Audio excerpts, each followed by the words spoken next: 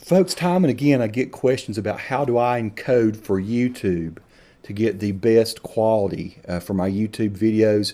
This is kind of a tricky little question. I'm going to confess right up front, I'm not a video compression guru. I'm not a guy that works for the MPEG group or anything like that.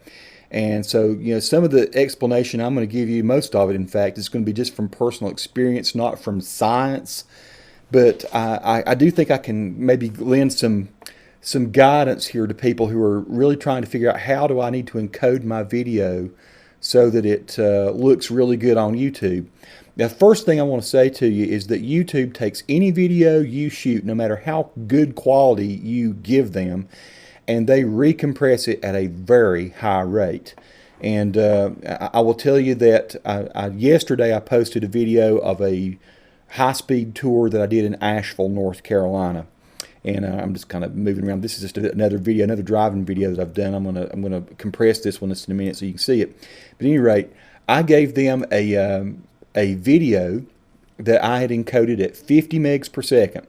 Now, that sounds exorbitantly high, doesn't it? Well, the interesting thing is if you go to Google, and I'm going to give you a link to this. This is their settings for advanced encoding settings that they recommend for YouTube. If you do a YouTube search for best encode settings for YouTube videos, it's going to give you this. And it's going to tell you some suggestions for how you should encode. So some of what I'm going to give you is on here, but then I'm going to tell you the reality too. So I will give you this link and some other links that I found that are helpful in this. Right here in particular, you can see a whole lot of just good general information for how you should encode.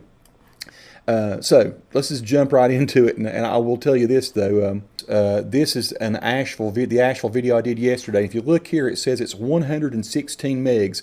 This is the file that I downloaded, the high-resolution file that I downloaded from YouTube. If you go into your video manager, you can actually download your YouTube videos after you've uploaded them to YouTube, right? So if I go here to my video manager, you'll see here are some videos that I've recently uploaded, and here's this Asheville video. What you can do, you can click on this little triangle right here, and you can go download MP4. So when I downloaded that MP4, I found out that the size of this, what they take from my encoding, is 116 megs. Let me tell you, when I sent that to YouTube, when I uploaded it, it was 1.7 gigs. It was a huge, pristine, beautiful file.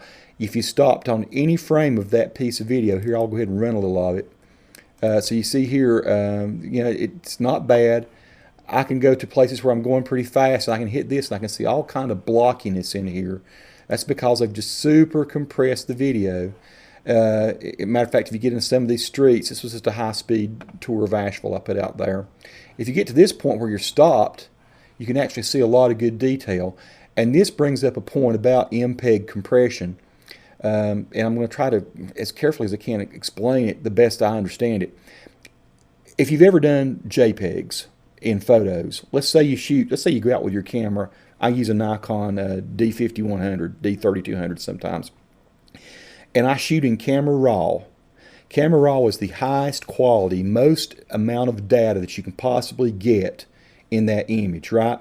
Sometimes I'll go out and I'll shoot a 18 megapixel image or 24 megapixel image, and shooting in Camera Raw, I've got the most quality I'm going to possibly get out of that image, and it's about 20 megs. It's huge, right? If I open that up in Photoshop and save it as a level 12 JPEG, which is the highest quality JPEG that you have, it knocks it down to about 12 megs. So in other words, it takes, using JPEG compression, it stands for Joint Photographers Expert Group, and so it's this bunch of guys, I guess, and ladies that have figured out how to best compress photos. It takes that compression, that JPEG compression, if I put it at level 12, it still takes about 8 megs of data out of that raw file. So you are losing some data, but your eye, you visually just don't see it because that's still very low compression. It's not that much compression. If, however, I were to save that same JPEG as, let's say, a level 7 or a level 5 or a level 4, which is more like what you'd do for the web, then it will knock that file down to about 3 megs. So you're knocking a lot of data out. So what does JPEG compression do? If this were a photo rather than a piece of video, JPEG goes up here into all these levels of blue, and in my Camera Raw version, there may be millions or at least thousands of blues up in here, right? Thousands of blues up in here, thousands of different levels of grays down in here. What the JPEG compression does, and same kind of thing, same sort of principle that MPEG compression for video does, it averages out colors in here and takes away data. It realizes that even though in the raw format or in the high quality video, if we're talking about video, there may be thousands of grays right here, there may be thousands of blues here, but the human eye only really will recognize, let's say, 15 shades of blue. 11 or 12 shades of gray. So what it's doing, it is using an algorithm to judge where complexity is. Like up here, this is complex. We have a lot of different little shades and little lines and things in these trees, and it is taking all the data and throwing it into that frame at these points where it makes the picture look sharp, and it's averaging out a lot of stuff around here. That's what happens with JPEG compression. Same thing that happens with MPEG. When you upload your very high quality video, like for instance, I'll give you an example. This video on my computer looks fantastic. I probably will go back after the fact and upload about 20 seconds of this video so you can see just how amazing this video looks before it's been compressed by YouTube. Now, I'm not throwing off on YouTube. I understand why they do that. They have to deliver up a lot of video and people doing crazy things like what I'm doing here, but they still have to somehow make it fit all on their servers. They have to make sure that it will smoothly come back and play for people who are streaming it. And they create these renditions. That's why you have the 360 version, the 480 version, the 720 version, the 1080p version. So but your 1080p, you'd think it would be the highest quality. It's really not. It's the highest quality that YouTube is going to be able to give you. And once again, that they're going to be able to give you and deliver you that makes sense for their structure and their way of delivering video. It sounds kind of aggravating what I'm saying here. But like, for instance, right here we have stopped on a frame, and there's not much changing except that there are some cars dodging in and out of this.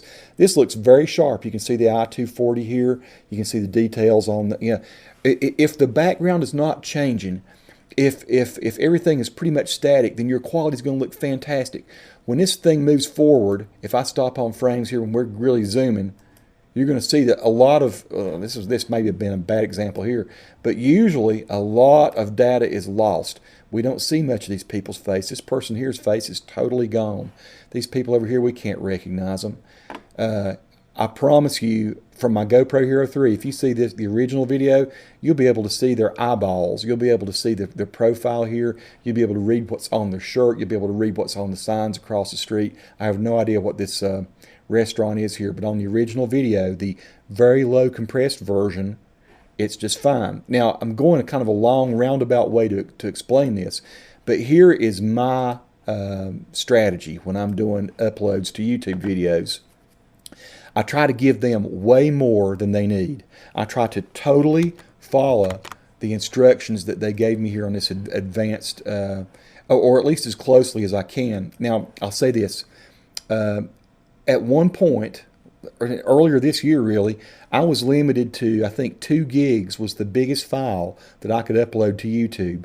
So what I would do, I would try to pack as much quality as I can into a video and give it 2 gigs. For instance, the video that I have here that I'm showing is a driving video of downtown Morganton, kind of a gray, ugly day, but it's a cool little video. I like sharing stuff with, particularly with folks overseas that like to see what the little towns and stuff are like. So it's all shot with a GoPro Hero 3. It's raining.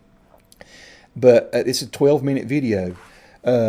If I were to try to make this a 50 meg per second video, it would have gone way over 2 gigs, probably close to 3 gigs.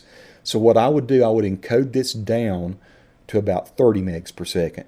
What I realized that YouTube, when YouTube recompresses it, it's going to be much smaller than that. It's probably going to be something like 1.5 megs a second, maybe 2 megs a second. I don't know, maybe 4 megs a second. It's going to be super compressed. I'm going to lose a lot of quality, but still, I feel like if you give them the best quality you can, then what their rendition of it is going to be better than if you give it to them at a lower quality. Hopefully that's making sense to you. So in other words, if I render this out at 12 megs per second, this driving video, and give it to YouTube, it's already been compressed a good bit. I would rather give them something within their rules that's the best quality I can, so that when they do their render, they're at least rendering from a very good high quality file. So they're going to recompress, they're going to re-render your video, make renditions of it, which are the different sizes. So let's go a real world example here. Like this video, I know it's going to be changing a lot. There's a whole lot of the trees and stuff. It can be a lot of motion. It's not a static video. I want to get as much data as I can into that. I'm going to go back to one final point though, is that I said that earlier this year I was at a 2 gig limit. I have uploaded since then. This is December, the end of December 2013, as I'm making this video. I've uploaded videos that are higher quality or larger file size than that. I have done up to 2.2 gigs or 2.4 gigs. So maybe they've lifted that restriction and just not told anybody. Anyway, I'm in Adobe Premiere Pro. I'm going to zoom in here. I'm going to make sure I get to the very end of this edit here. So I've got a little next edit, go to next edit point. I know this is the end of my video. I've cross dissolved out. I'm going to click on this mark out here, and this grays everything out. So I've got I got almost a 13-minute video that I want to render out for YouTube. So this is a long one. It's just a driving video. At the beginning, there's me doing some intro, showing how I mount the GoPro, how I connect it up to my wider charger, cell phone charger thing here. And so it's a little bit of me just talking about what I'm going to do, why I'm going to do it. There's the hospital, and I go riding around town for a while and show people what it's like on a rainy December day in Morganton. So I've set my range. I have some more video over here, part 2, that I will probably go ahead and produce later. So, but I'm just going to render out this range right here, and it's going to end about 12 minutes and 48 seconds. So now I don't know what video editor you'll be using, but I will show you how I kind of do my settings here. I'm going to go to File. I'm going to go Export Media. Okay. Now this is what comes up in Adobe Premiere Pro. So I have this this thing here where I can, if I want to look at what the video is going to look like at different points, I can do that. I generally just kind of leave it where it is. What my goal here is to give YouTube the best video I can give them, and but not go crazy with it either. Like I say, YouTube actually recommends that you can go up to 50 megs per second with this. I'm probably not going to go that high for this one. I have H.264 chosen up here, which is still sort of the big standard that people use for video compression for the web in particular. It's a very efficient codec. That stands for code decode. So I'm gonna hang with 264, H.264. There's a lot if that is MPEG-4 compression. There's another MPEG-4 down here that uses a slightly different sort of setup, but I always hang pretty much with this. Now, Flash F4V video also uses MPEG-4 compression, so you can't. It's not used as much anymore. Still, most professional encoders for the web are using this. There are all these other different ones. Windows Media, if you have to put it embedded into a PowerPoint or something like that, probably makes better sense to use this one. But anyway, I'm gonna hang with H.264, and here in Premiere Pro, I'm gonna go to Video, and you can see here I encoded something probably last week or something that and I set this to 26 megs on the first on the target bit rate, and a maximum bit rate of 32. Now you can look down here, my estimated file size is going to be 2432. I'd like for that to probably come in about 18, about 1.8, 1.9, just because I still sort of try to stay to that 2 gig limit, even though they've not been imposing that on me lately. I still sort of, just me personally, try to stay with that. Apparently you can blow it out of the water now and it doesn't matter, but I just don't want to make YouTube mad. So, because maybe I've been breaking the law and they've just been letting it slide. So I'm going to try to do something. I'm going to try to stay within the boundaries that I know I have historically done. So I'm going to go here to target bit rate, and I'm going to change this down to about 20. Let's see what happens. I can see here that it's estimated that this is going to be 18 or 1.877 gigs, or 1877 megs. Okay, so what this target bit rate is, this is what you're trying to get into each second, megabytes per second, right? MB per second. Its maximum bit rate is if it's in a very highly complex area of the video. It will go up to a maximum bit rate of 32. So it will, if it thinks, hey, it's going to be dire circumstances, if I don't throw a whole lot of data at this complicated frame, then it's going to look like crap. Then it will automatically, this setup here in Premiere, which is a pretty awesome setup for rendering, it's going to go ahead and do that. It's going to throw more data at that. But the target bit rate that it's going to try to hit on almost every frame, if it can, is 20 megs per second.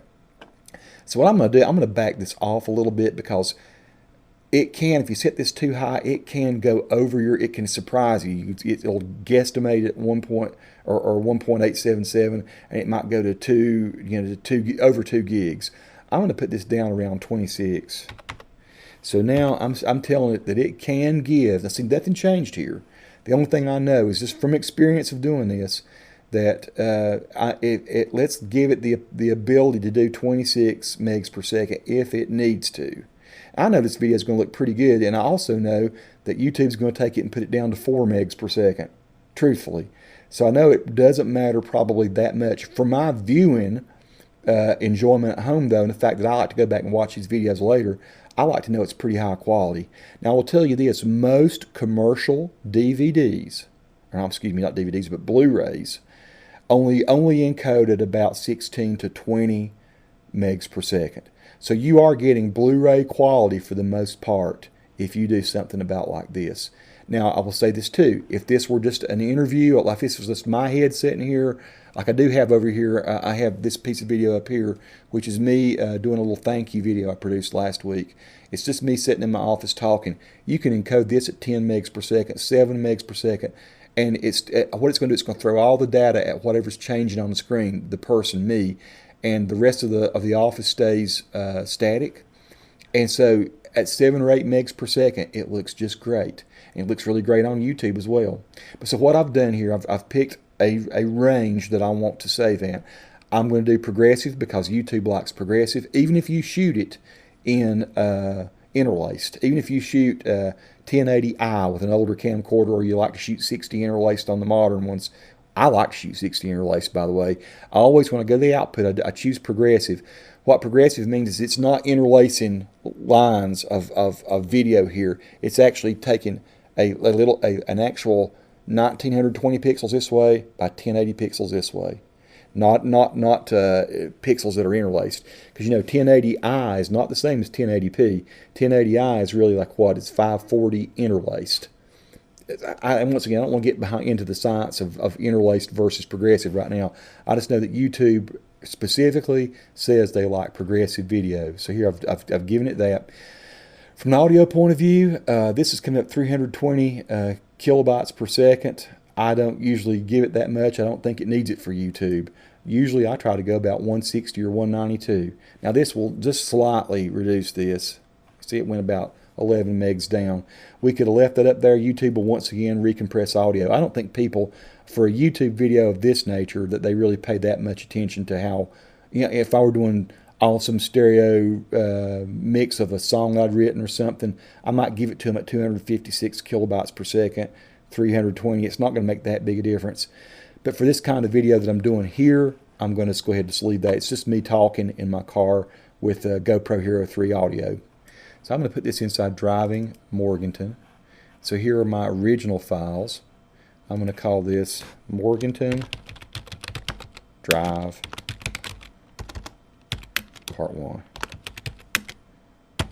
And I'm going to tell this to render out. Now this is going to take a little while because I actually shot this one in 2.7K video and used the extra pixels. It's in a 1080p layout, but I used the extra pixels to zoom in and out artificially since the GoPro does not have a zoom. So I'm going to export this. It's going to take several minutes, and I'll pop right back in with you when it's finished. Okay, folks, so I'm rejoining you here just as Premiere is finishing up encoding this. It took about 13 minutes to encode this piece of video, or this clip of video. If you're using Premiere, you get to the end here and it'll say 100%, but then it actually, once it gets to 100%, it has to write the file, so it kind of holds it in a temporary place and it fakes you out for about half a minute to a minute. So I'm waiting for this to finish up here. I'm going to show you just a little bit of the high quality video, and I'll be pausing on some frames and things and showing you what YouTube is being served versus what YouTube gives you back. So this will be just a little fun experiment here. So we know that I did this at like 22 megs per second, I think, or 20 megs per second, whatever it was I put in there. I have already forgotten. Up here it might tell me, yeah, 20 megs per second and 26 maximum. So I'm going to go ahead and open that folder up. And here's the folder that has it. Here's Morganton Drive Part 1. So let's just, so what I'm going to do, I'm going to go to a place here where we have a little bit of complicated video. Yeah, it looks pretty good. Let's go to town here. Let's go into the middle of town.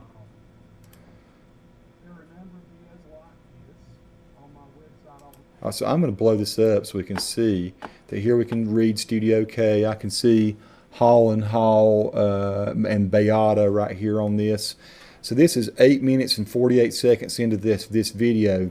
So the thing that's going to be interesting is for you, if you want to actually go watch this video that I've used as my example, go to 8 minutes and 48 seconds to see if you can read Hall and Beata and Studio K and the various different signs and things. Let me go over here where I'm riding down Union Street. So, you know, I'm going to pause right here. I can read real estate here. This is at 11:28.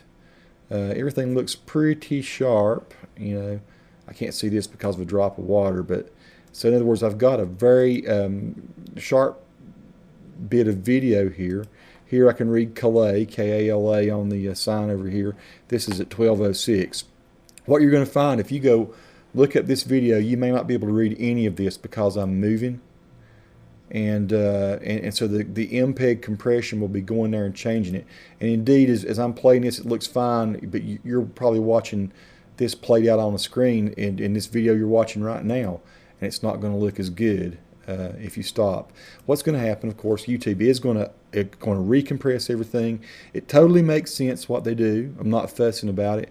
Just know that particularly your videos that are moving, give it to them as best you can, but you're probably not going to be able to read for lease over here and the license tags and things on cars.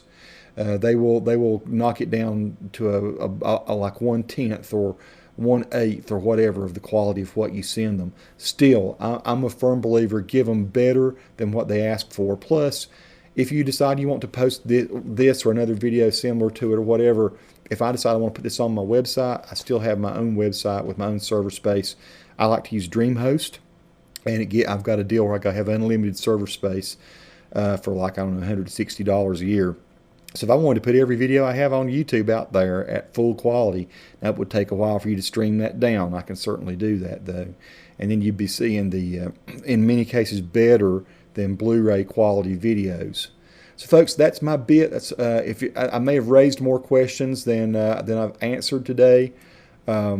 Just know this. Just know, give them a good quality video and just let the chips fall where they may. YouTube is still, in my opinion, the best way to deliver video on the web.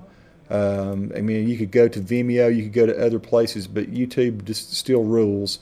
And they give you so many ways to share. It's so powerful, it's so visited, you're going to reach more of the world probably using them than any other format that I'm aware of. Folks, try it yourself. Give me your ideas or additional questions you might have, and I'll do my best to address them. Be cool. Peace to all. Merry Christmas, since this is Christmas time of the year. Cheers.